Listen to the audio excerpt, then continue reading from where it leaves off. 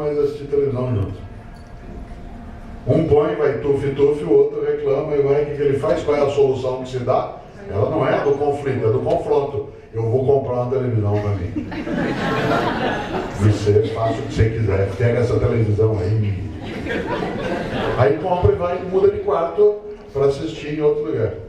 Depois de um tempo, acostuma a assistir televisão sozinho, acostuma a ficar sozinho nas redes sociais, acostuma a ficar 4, 5 horas tweetando sem conversar com a pessoa com quem você vive, e uma hora você acha que o outro ronca. Vamos mudar de quarto. Cada um dorme num quarto. Sabe o que é? É mais prático. Olha que coisa interessante. Nós fizemos uma bobagem imensa há 30 anos. Era mais prático não vivermos tão perto dos parentes. Porque parente dá trabalho imenso. Especialmente sogro, sogra, etc. E nós cometemos um equívoco. Nós vamos viver pai, mãe, filho num canto para deixar a sogra, o sogro, os parentes meio longe. E aí nós desprotegemos as crianças do convívio com os avós. E avô e avó sempre foi decisivo na formação de valores. Porque na casa da avó podia tudo desde que ela deixasse.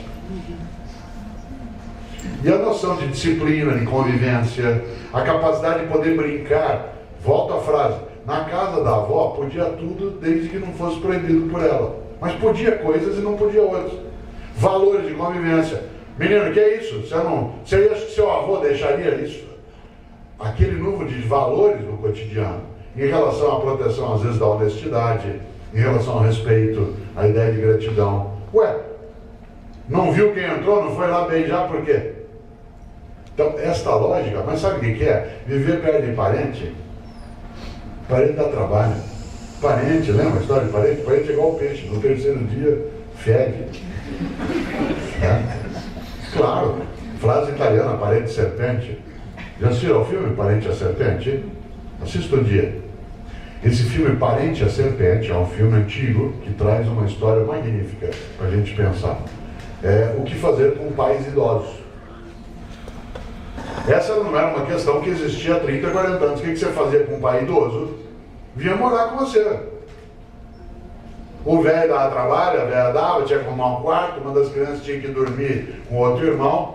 Ele ia viver lá. Hoje não sabemos o que fazer com o pai idoso. Nem com mãe.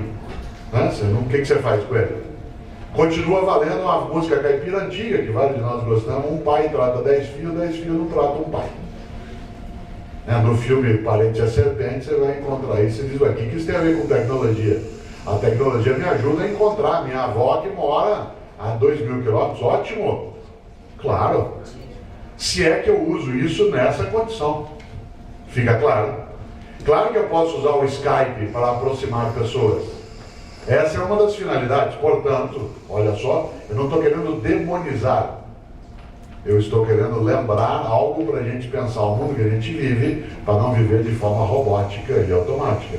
Outra tecnologia que alterou o processo é essa diabólica, micro-ondas. Até há 25 anos, você, se quisesse jantar hoje à noite, ia ter que chegar na hora do jantar. Havia a hora do jantar, que era também a hora do encontro. Voluntário, prazeroso ou não, havia um encontro. A comida tinha que ser esquentada toda no fogão. Hoje, cada um come na hora que quer. Não tem mais a hora do encontro. Aliás, o encontro, inclusive, no mais das vezes, é desagradável. Cada um come na hora que quer. Você sabe que tem famílias, a minha de vez em quando, que a gente tem a capacidade de fazer o mês sem micro-ondas. O mês sem micro-ondas, não é o ano, nem a década sem micro-ondas. Porque ele tem um nível de praticidade, a gente não pode perder. Mas de vez em quando nós fazemos um mês sem micro-ondas. Isto é, um mês em que você vai ter que ter o horário do jantar. Se chega, faz junto, tem que sentar, tem que pensar em coisas incríveis, que é exatamente nessa condição de convivência. Teve uma terceira tecnologia que ela alterou o processo, que é o telefone celular. Vou contar uma coisa que você que é jovem não vai acreditar. Há 20 anos, isto é, 1991, Num sábado à noite, estou eu sentado em casa, pai já de vários filhos, sentado, tocava o telefone. Vou lembrar uma coisa que quem é mais jovem aqui não supõe, mas havia só um telefone em casa. E era fixo. E se um filho meu dissesse que ele ia sair, eu ia perguntar onde você vai. E se ele dissesse onde ele ia estar, era só eu ligar, porque o telefone era fixo e ele tinha que estar onde o telefone estava. Toco o telefone há 20 anos na minha casa, eu atendo às 8 da noite, alô? Por favor, o André, que é um dos meus filhos, ele diz, oi, quem quer falar com ele? Aqui é o Chiquinho. Oi, Chiquinho, você é amigo do André? Sou sim. Oi, é o Mário Sérgio, pai do André, tudo bem? Tudo? Seu Mário, como vai? Tudo bom? Tudo? Oi, Chiquinho, onde você mora? O que seu pai faz? Eu estava acompanhando com que os filhos conviviam, com quem ele estava, onde ele ia. Não era um controle, no sentido obsessivo, ele era um acompanhamento. O que seu pai faz, quando é? Ó, traz os teus amigos aqui para eu conhecer. Hoje, a mãe e o pai se bobearam, falam, não quero saber de moleque aqui em casa. Faz bagunça. Aí não sabe, não vai encontrar o filho na hora do crack. Né? Como você está discutindo o Paulo lá na Assembleia e em outros lugares. Certo? Olha que coisa interessante. Aí, hoje, onde está teu filho nessa hora? Onde ele está? Você diz, não, é só eu ligar para ele. Ah, é? E ele está junto com uma coisa que é móvel. Coisa curiosa, ele está onde? Você diz, não, ele está em casa, na internet. E se ele estiver numa comunidade de fabricante de bomba? Você diz, não, mas espera aí que eu vou chegar lá, a hora que eu chegar eu vou dar um inserta nele. E a inserta que você dá é a antiga, vai e abre a porta do quarto de repente. Como ele domina aquela tecnologia, ele pega e aperta uma tecla de leve e muda a página. Aparece uma foto de Santo Expedito. Assim, por uma graça recebida. Aí você se emociona na hora que você sai e volta. Você pode perguntar, Cortella, você está sugerindo que no mundo que a gente vive, a gente tem que viver em outro mundo? Eu falei, não. Nós não temos que viver em outro mundo, nós temos que fazer outro mundo. Nós não temos que viver em outro, nós temos que fazê-lo. E qual é o mundo que nós temos que fazer? Um no qual a gente tem uma tecnologia de comunicação que não conduza a facilitar a incomunicação. Quer ver um exemplo? Agora, às 17 horas e 20 minutos. Daqui a pouco eu vou parar de falar, tá? Para a gente poder dialogar um pouco. Agora, 17 horas e 20 minutos. Pessoas, algumas estão em casa, outras não estão. Quando for hoje, 8h30 da noite, você tem 80 milhões de pessoas paradas olhando para uma TV. Jornal no colo, prato no colo, revista no colo. De repente faz assim, plim, plim. Aí um cara levanta o jornal, o outro pega o prato, vai até a cozinha. Aí faz plim, plim, aí volta, senta de novo. E fica ali parado até dormir, babando. E agora tem timer, você pode desligar e dormir. Não conversa. Inclusive que atrapalha. O pai está ali assistindo o jornal, o filho, Fábio, pai, hoje lá na escola, meu jornal, não posso nem ver o jornal. Me mato de trabalhar, não posso ver o jornal. Aliás, passa uma visão ótima sobre o trabalho. Né? Depois estranho que o moleque não queira sair para trabalhar. Só se ele fosse louco, se anuncia para ele um mundo de terror e quer que ele tenha prazer nisso. Me mato de trabalhar o dia inteiro. O menino sai de lá, né? Está ali assistindo, aí a mãe está ali mais tarde, aí a menina fala, mãe, hoje lá na igreja, minha novela, a única alegria na vida que eu tenho é a novela. Você já imaginou uma menina de 15 anos ouvir que uma mulher adulta, a única alegria que ela tem é uma novela? Que visão de futuro que ela pode ter? Você ri?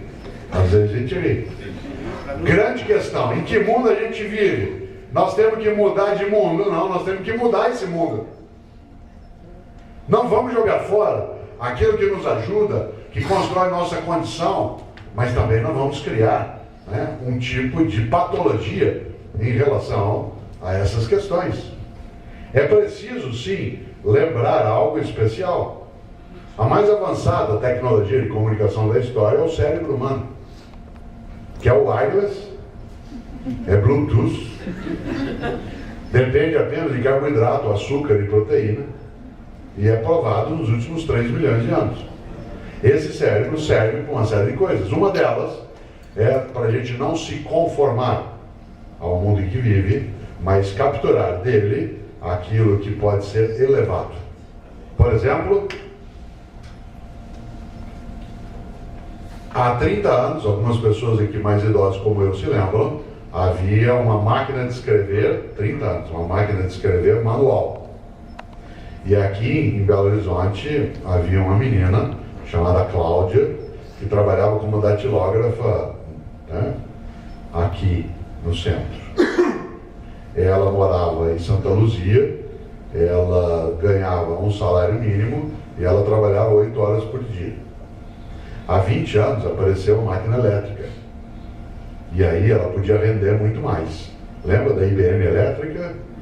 Aí ela passou a trabalhar 8 horas por dia, né, ganhar um salário mínimo e continuou morando em Santa Luzia. Há 10 anos ela começou a trabalhar com um computador, que passaram ela. Passou a trabalhar 8 horas por dia, um salário mínimo e continuou morando em Santa Luzia.